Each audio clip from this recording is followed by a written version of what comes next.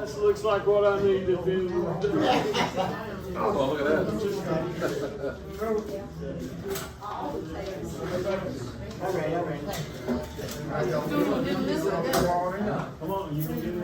All right, I've been running through my stuff. I'm about to run through it right quick. Okay, I saved you a quick to see.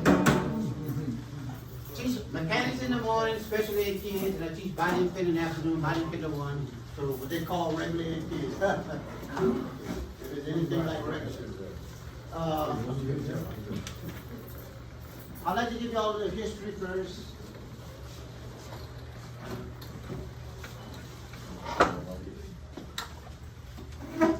That's a young 16-year-old me. I was on a track team in McKinley Senior High School, Baton Rouge, Louisiana. We ran track for McKinley. I ran all 3 years at McKinley. Then I got out of school. I had 13 scholarships when I finished school. LSU, Alabama, all those places. But in 1969, things were not like they are now. All right, my high school was segregated. We had 350 people graduated. They all were color descent. All right, but still, in 69, that's 67 right there. That man right here was the fastest man in the state of Louisiana. I just came to school. He in the 12th grade, I'm in the 9th grade. I come up there and say, well, I can't beat him. The fastest man in the state is right here. I said, what the hell? Stay on his shoulder, you son. I just click on his shoulder. And so when he graduated then, I went to first. As soon as he got out. 67, my high school was the state champions. AAA state champions. 1967, McKinley Senior High School. That same year, our track team also was state champion. So we had 2 state champions at my high school. Wow. I thought it was a normal thing to be state champion. I learned later on it's not. You gotta work for it. All right. That used to be outside of Terrebonne High School by the tree. They put it right there because the kids would ride their bicycles and they would jump over it. So they put it by the tree. So they ride the bicycle and jump, they would hit the tree. All right. So when I went over there, I saw how nasty it was. I told them, let me paint that for you. I'm looking for a Okay. big Big project. We want to know if you. I'm talking to the principal of Terrebonne, Mr. Contreras. Who was principal then? Mr. Graham Contreras. Douglas? Mr. Contreras. Next year. No, we gotta get that from over from Terrebonne High School. Everybody thought it was concrete Repaint. because it was painted in that boat paint. That's our It's not concrete, it's metal. big project. Our welding class made that 30 years before. We went to So I knew it was metal. If I can get here, I can paint it for them. Look at the mold with the mildew on it. See all the green stuff? That's not a good representation of Terrebonne High School. I knew we can do better than that, so we wanted him to be painted. It's now out on their football field. I ended up getting $1,200 worth of airplane paint from Anderson Paint Supply and commercial signs and content. Gave us a $100 stencil so we could put the tiger eyes on it. But those people been helping us out for 20 years. 9/11, after the 10-year anniversary, I had this made and we put some stripes on it. I went to Anderson Paint Supply, they gave me the paint. I went to commercial signs and they made our stickers for it. And we put on a big to-do with our 9/11 10-year anniversary. Help and assist my class whenever we needed a little help. So I'm gonna go in and see if they're gonna help us. Hey, They gave me the paint. once again, Terrebonne Parish. Y'all might recognize that place. They made the stickers for us. All right? Well, dropping in on you again. They charge me, right? All right, got some help from commercial signs and content. Get 'em out of here. Then we had a big affair to honor that day. We had a lot of people come out. They actually got in the paper that year for that. The rim shop was always giving me old rims. I put 20s on the wheelchair that was throwing away right there. And I take the rim and bring them in class. I took a hover around and I put a recliner on it so you can sit on the recliner and ride around on it. We did that till the motor burned up. So we did this wheelchair right there. We have 17s on it, some electronics. But the kids have to learn weld, cut, grind. I trick them into learning. You come to my class, you're gonna earn play money. I pay you play money. You come in every day, you got a job. I pay you at the end of the week. You have to take your chart. Is this what you just got?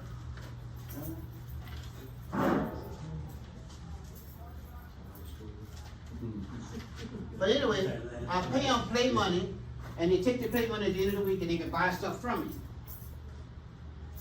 I give a grade and money every day. Then, at the end of the week, you average your grade out, and we put you on a graph, and you graph your performance, all right? So I start off with selling my cold drinks that I buy with my personal money, and I buy chips with my personal money, so I can give it to who I want. They can't say that's parish money. That's a lie. That's my money. If you're a bad kid and ain't acting right, I ain't feeding you. I don't put gas in a car that's gonna run off a cliff. You know, you gotta be a good kid for me to feed you, because I'm just gonna give you energy to run me crazy. I'm not that kind of guy. All right, so they all have to do a bank account. This is the first time some of these kids learn how to do bank accounts, balances. You have to withdraw, you know, deposits. They have to learn to do that in my class. So by the end of the year, my chips are $1,000 a bag, and my cold drink is $1,000 per cold drink. And anybody don't like it, go shop at another store. Kids always want to go to the bathroom. I let them go before break. After break, bathroom's $500 to go to the bathroom after break. Now how you gonna charge me $500? I don't have it. I don't have the money. I said, it don't matter, you can owe me the money, but you in debt. So when it comes time to buy a chip, you didn't peed your money away. Yeah. You got it. Peed your money away, all right? But it teaches them. Saggy pants in my class, $1,000 fine if I see your undergarments. There you go. There you go. I have a female work with me, $1,500 if she see your undergarments. So in my class, everybody look like Urkel. We don't have that problem. I have very few office problems because I do what I can back here first. And usually the guys kind of come into the situation. Right here, I made a video on don't drink and drive. We had drinking problems around here years and years ago. Pretended this right here that they were drinking. Then they left school. They hit a telephone pole. The kids were all knocked out the car. So what I had to do, nurses came out and pretended they were doing triage. The nurses came out. So of course, if the nurses are coming, they might have had a police department going to come out too. Police department came out. I had them come out too. Didn't know that the young man that was the SRO and others at the time would end up being chief of police right now. And Mr. Golden. That's our chief of police. Kenton Ambulance came out and helped us also on that day. But you know what? The kids remember that more than anything else that I've been telling them. They remember that. All the kids around campus were running because they thought it was real. What happened? What happened? It was all staged, okay? But Mr. Coleman ended up being our chief of police. And my class worked with the police department right there, and we still working with the police department today. They brought us a unit that they bought that was white. We got it. We patched the hole in the back where they had old radar antenna. And then we going to take black and put on it so they could use that for a car or SRO in one of the schools. My kids had a chance to learn how to spray paint, how to tape, how to sand, and how to spray.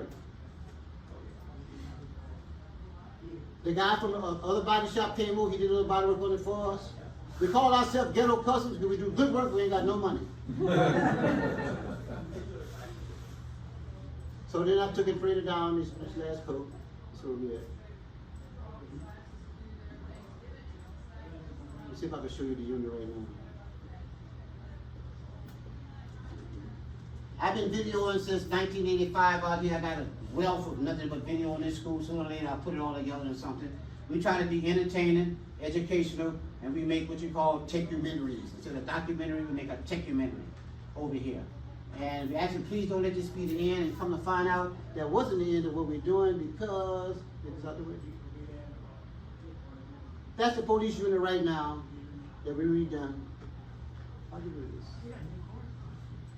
That's over on Lafayette Street. They tinted the windows now, and they're gonna go ahead and they're gonna put the signs on it. But we painted that unit. I had to paint. They didn't want the white painted. I painted the white anyway because the black, new black on white, it was gonna look terrible. So I went ahead and painted the whole unit. We did. That's that. Now, I try to take my class. I tell them I do the Egyptians. I try to act like we did the same thing with the pyramids. Why do I need that up there? I tell my kids, those people took available resources at hand, stone, right? They put it together in a way that they have left a distinguishing mark that we're still talking about today. So when we throw away stuff, we get a wheelchair, we'll get rims, we put it together in a way to kind of shock people's memory. So we have something showing that's memorable. I play games in my class over here.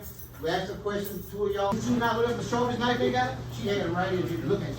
Yep. They say a word, look at you, make you straighten up. For instance, in the AM, the guys got their worksheet, got to write down what they're doing at the end of the week, calculate that. I start on Friday. My week starts on Friday because I had to pay them on Thursday. I had the money on Friday to buy my food. I had one kid in here buying all kind of stuff, and the boy never did no work. I'm like, how is he buying this stuff? Come to find out, I was giving the kids real good money because they had to learn how to count money. The boy was extorting money, giving himself. So he was taking other boys' money and buying stuff. So I changed it from money to numbers on paper, so he couldn't take the money from him. But then too, I love a challenge. I tell him, come on, bring me a challenge. I love it. Give me a chance to try to prove something. Yeah, bullet. Yeah. Green. But no, 47 years I've been here, and the reason why I stayed. This is Green Group? Hey, Green Group. Hey. All right, so listen, so you guys are now going to automotive technology with Mr. Wazzy. So it's about a half a mile away from here. Yeah. So I got a lady that's gonna actually, if y'all wanna get your cars and follow her to the back, if y'all wanna go there, y'all can, but y'all have an option to go to automotive, welding, or electrical. But she's going in the direction of automotive, okay? So if y'all wanna get y'all vehicles, and we got enough room parking in the back for y'all back there, okay? It's Or if y'all wanna go to electrical. I already did that. Oh, you did that already? Yeah. Okay. I gotta get out. 60 acres beyond. Wow. Like 15 different buildings. Maintenance crew need transportation. Yeah. Around here. But it's the biggest school in the parish, I think, in the state when it comes to vocational training. I'll go slow. If y'all want to follow me, if you want to go get in your cars and go, I'll wait. How many cars am I looking for? People going to the back with their car. Anybody? Pleasure having y'all in. Where y'all taxpayer money is going. Yeah, we're going to automotive. When we leave over there, then we'll go back to the hotel. I'll be out front. It's just what, it's the only place, the only choice we have. With her, I know we already went there. I've been there 2 months.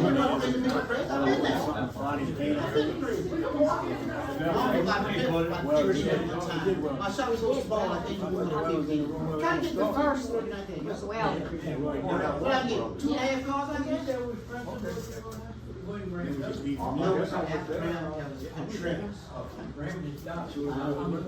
Okay. Yeah, Graham was my supervisor.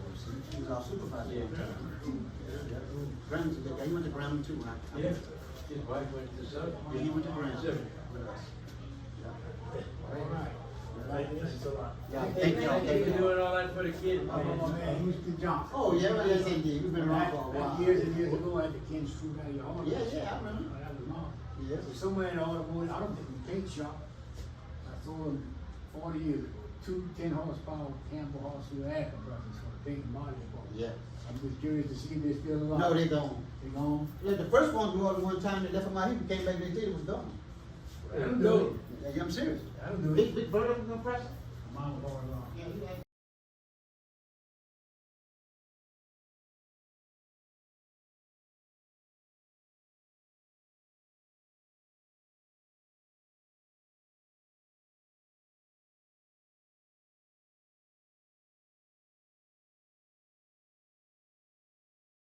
get into industry. So basically we teach them how to cut steel and stick weld. You can stick weld, you can flux or you can short arc. And we do a little bit heliarc work, they call it.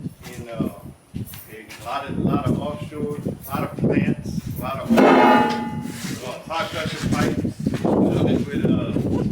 With jig, you know what I mean? And we do a little bit of that, but students would go to a technical college, they can up their skills and get better pay when they do hire on in a job, you know? So like I say, I started here, all right? Now I'm teaching here, you know? So I think the vitals are basically, you guys do the first 9 weeks is all safety. Oh, yes. It's very important. But that's the first thing I preach is that safety, you know what I mean? So basically, you get their foot in the door with safety, Yep. and you show them the basics on where Right. to get You started. know, I mean, industry has changed so much since I started. Now they make you mandatory earplugs, alright, mandatory safety glasses, you know, and all your proper PPE, that's your clothing, leathers and stuff, you know, steel toe boots. So my High flip top flops, boots. I don't have the steel toe flops on No, today. no. But Circuit boxes to run the residential wiring in it.